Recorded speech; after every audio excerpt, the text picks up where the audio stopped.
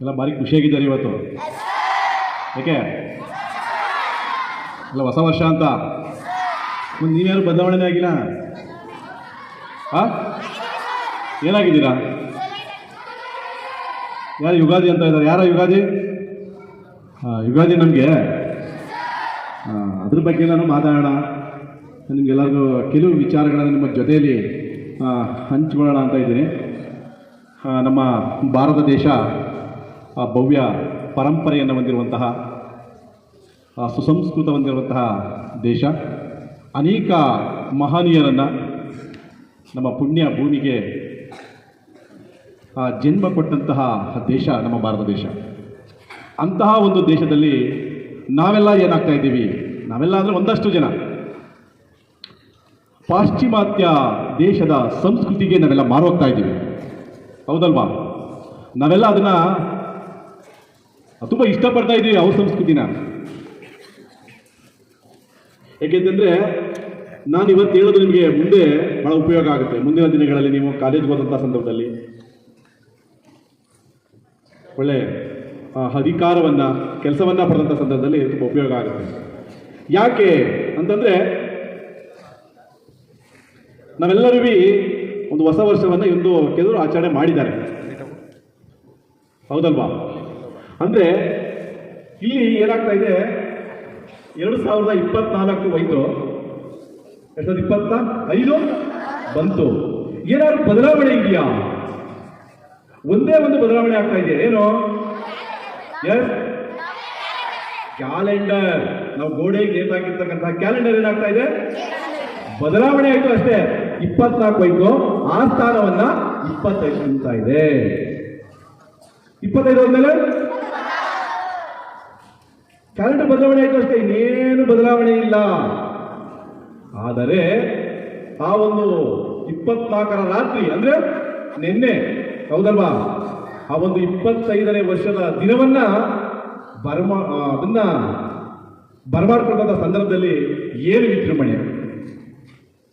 ಕೆಲವು ಭಾರತ ದೇಶದ ನಗರಗಳಲ್ಲಿ, ಅದರಲ್ಲಿ ಬೆಂಗಳೂರಂತಹ ನಗರಗಳಲ್ಲಿ MG ರೋಡ್, ಬ್ರಿಗೇಡ್ ರೋಡಲ್ಲಿ ಹುಡುಗ ಹುಡುಗಿ ಅಂದೆ, ಯುವಕರಂತೆ ವ್ಯತ್ಯಾಸವಿಲ್ಲದೆ ಆ ತುಂಡು ಬಟ್ಟೆಗಳನ್ನು ಉಟ್ಟು ಅವರ ಸಂಭ್ರಮಾಚರಣೆ ನೋಡಿದ್ರೆ ನಮಗೆ ಯಾವ ದೇಶದಲ್ಲಿ ನಾವು ಇದೀವಿ ಅಂತ ನಮಗೆ ತುಂಬಾ ನೋವಾಗುತ್ತೆ. ಒಂದ್ ಕಡೆ ಇದೊಂದು ದೊಡ್ಡ ದುರಂತ ಅಂತ ಹೇಳ್ಬೋದು.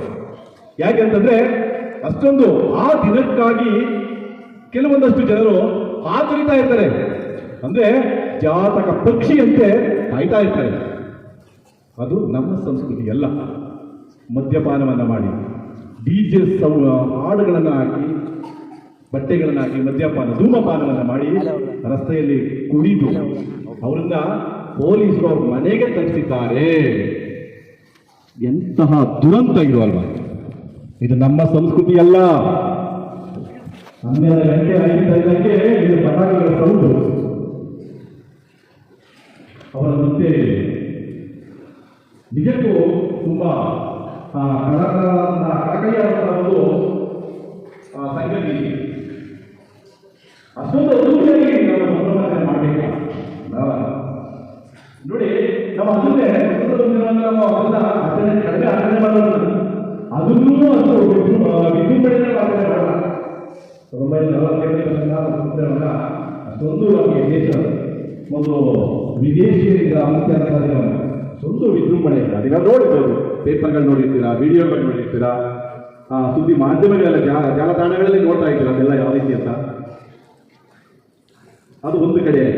ಅದನ್ನು ನಾವೆಲ್ಲರೂ ಕೂಡ ಅದನ್ನ ಮುಂದೇನೂ ಅಷ್ಟೇ ಯಾವಾಗ ನಾವು ಕೂಡ ನಮ್ಮಲ್ಲಿ ಮಕ್ಕಳಲ್ಲಿ ಹೋಗಿರೋ ವಿದ್ಯಾರ್ಥಿಗಳು ಆಚರಣೆ ಮಾಡೋದು ಬೇಡ, ಆಗೋಗಿದೆ.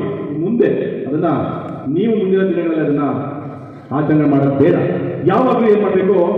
ನಮ್ಮ ಸಂಸ್ಕೃತಿಯನ್ನ, ನಮ್ಮ ತನವನ್ನ, ನಮ್ಮ ದೇಶವನ್ನ, ನಮ್ಮ ನಾಡನ್ನ ನಾವು ಪ್ರೀತಿಸಬೇಕು. ನಮ್ಮ ತನವನ್ನ ಉಳಿಸ್ಕೋಬೇಕು. ನನ್ನ ರಾಜ್ಯ, ನನ್ನ ದೇಶ ಅಂತಕ್ಕಂಥ ಯಾವಾಗ ಅಭಿಮಾನ ಬರುತ್ತೆ, ನೀವು ದೇಶವನ್ನ ಅಭಿಮಾನ ತಂದ್ರೆ ದೇಶವನ್ನ ನೀವು ಎಲ್ಲಿ ಬಾಡಲ್ಲಿ ಕಾಯ್ಬೇಕು ಅಂತ ಏನಿಲ್ಲ, ಆಚರಣೆ ಮಾಡ್ತಕ್ಕಂಥದ್ರಲ್ಲೂ ಕೂಡ ನಮ್ಮ ದೇಶದ ಒಂದು ಹಿತವನ್ನ, ಸಂಸ್ಕೃತಿಯನ್ನ ಮೆರಿಬೋದಾಗಿದೆ. ಅದ್ರ ಕೂಡ ನಾನು ಒಂದು ಲೇಖನವನ್ನ ಕೂಡ ನಾನು ಇವತ್ತು ಪ್ರಕಟ ಆಗಿದೆ, 3 ಪತ್ರಿಕೆಗಳು ಬರೆದಿದ್ದೇನೆ. ನಮ್ಮ ಸಂಸ್ಕೃತಿಯನ್ನು ಉಳಿಸೋಣ, ಪಾಶ್ಚಿಮಾತ್ಯ ದೇಶದ ಸಂಸ್ಕೃತಿಯನ್ಗೆ ತಿಲಾಂಜಲಿ ಹೇಳೋಣ, ಅದನ್ನೆಲ್ಲ ಬಿಟ್ಬಿಡೋಣ. ಅಂತ. ನಮಗೆ ಈಗ ಅದಷ್ಟು ನಿಮ್ಮ ಕ್ಯಾಲೆಂಡರ್ ಬದಲಾವಣೆ ಆಯ್ತಷ್ಟೇ, ಹೌದಲ್ವಾ? ಇದು ನಮಗೆ ಬ್ರಿಟಿಷರು ನೀಡಿರ್ತಕ್ಕಂಥವ್ರು ಮತ್ತೆ ವಿದೇಶರು ಕೊಟ್ಟು ಹೋಗಿರ್ತಕ್ಕಂಥ ಒಂದು ಕೊಡುಗೆ ಅಂತ ನಾವು ಹೇಳ್ಬೋದು. ಇದನ್ನು ನಾವೆಲ್ಲ ಕೆಲವೊಂದು ಮಾಡ್ತಾ ಆಚರಣೆ ಮಾಡ್ತಾ ಬರ್ತಾ ಇದ್ದಾರೆ, ಅದೆಲ್ಲ ಬೇಡ. ಆಮೇಲೆ ನಮಗೆ ಯಾವಾಗ ಹೊಸ ವರ್ಷ ಯಾವಾಗ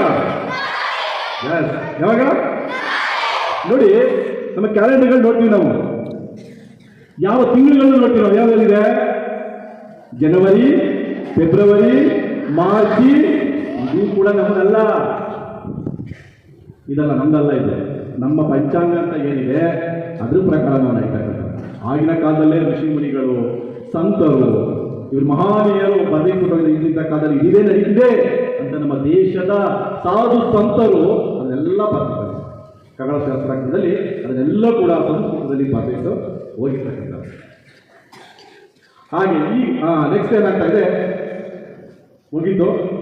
ಏನಾಗ್ತದೆ ನಮಗೆ ಯುಗಾದಿ ಅಂತಕ್ಕಂಥದ್ದು ನಮಗೆ ಹೊಸ ವರ್ಷ ಆಗಿದೆ. ಕ್ಯಾಲೆಂಡರ್ ಬಗ್ಗೆ ಹೇಳ್ತಾ ಇದ್ದಾರೆ.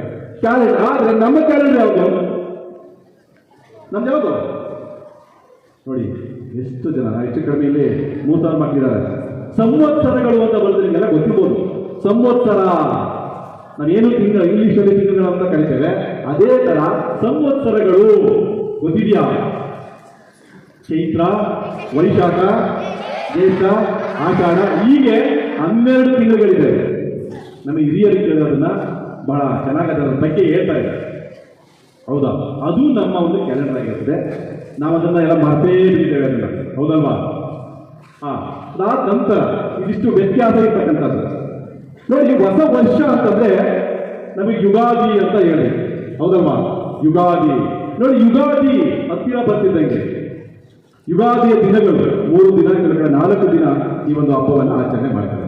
ನೋಡಿ, ನಮ್ಮ ದೇಶದಲ್ಲಿ ಪ್ರತಿಯೊಂದು ಆಚರಣೆ ಮಾಡಬೇಕಾದ್ರೆ ಅದರದೇ ಆದಂತಹ ಒಂದು ಐತಿಹಾಸಿಕವಾದಂತಹ ಹಿನ್ನೆಲೆ ಇದೆ, ಹೌದಲ್ವಾ? ಗಣಪತಿ ಹಬ್ಬ ಮಾಡಬೇಕಾದ್ರೆ ಆಚರಣೆ ಮಾಡಬೇಕಾದ್ರೆ ಅದಕ್ಕೊಂದು ಹಿನ್ನೆಲೆ ಇದೆ.